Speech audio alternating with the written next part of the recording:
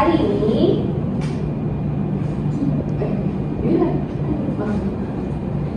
ini kita nak belajar pasal pelangi. Ni. Pelangi.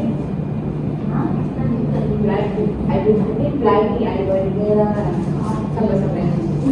Okey, sebelum tu cikgu nak awak semua berdiri. Kita akan lagu pasal lagu dan kamu semua akan ikut cikgu dengan cikgu Ain menyanyi dan menari. Boleh? Boleh.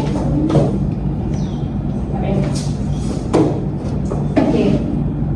1, 2, 3. Tengok tu, ada pelangi. Wah, cantik. Tengok tu, ada pelangi. Wah, cantiknya. Jom kita pergi tengok pelangi.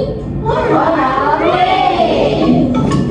Indahnya pelangi, muncul lepas hujan, penuh warna-warni, di sebalik awan. Indahnya pelangi, gembiranya hati, tujuh warna-warni, jom kita bernyanyi. Ada warna merah, ada warna jingga, kuning, hijau, biru, indigo, ungu. Next sekali. Ada warna merah, ada warna jingga, kuning, hijau, biru, indigo, ungu. Wish on you. Jom. Okey. Seronok tak? Okey, boleh semua murid boleh duduk. Okey, hari ni kita akan belajar tentang pelangi. Okey, kamu semua tahu tak warna pelangi ada berapa? 7. Betul ke? Ya. Tu cikgu punya bola tu ada 7. Betul. Okey. Cikgu sebut warna, nanti awak sebut balik boleh? Boleh. Ni warna merah, Merah, jingga, kuning, hijau, biru, dan indigo ungu. Okay, murid-murid tahu tak pelangi munculnya selepas Hujan. Bagus. Buat bulatan boleh? Boleh. Cuba bulatan. Asha buat bulatan. Okay.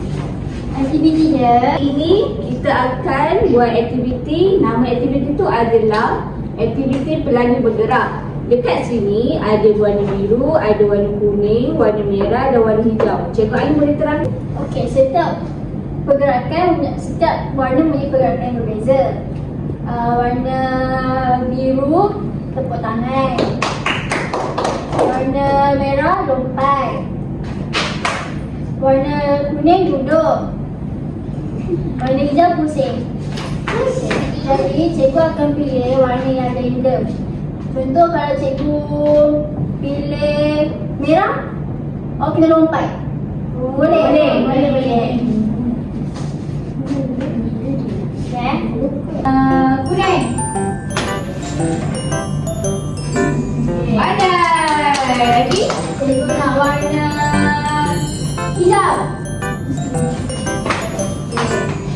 Cikgu nak warna merah. Cikgu nak warna biru.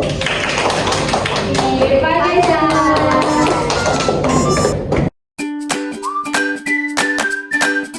Murid-murid seronok tak apa yang kita belajar pada hari ini? Seronok. Kita belajar apa? Pelangi. Pelangi ada berapa warna? 7. Boleh tak sebutkan? Merah, jingga, kuning, hijau, biru, indigo, ungu. Betul. Mata mulut. Okey, bulu mata ni mulut lagi. Okey, kita ada dah. Bulu mata. Betul. Baguslah awak semua. Okey, terima kasih. Saya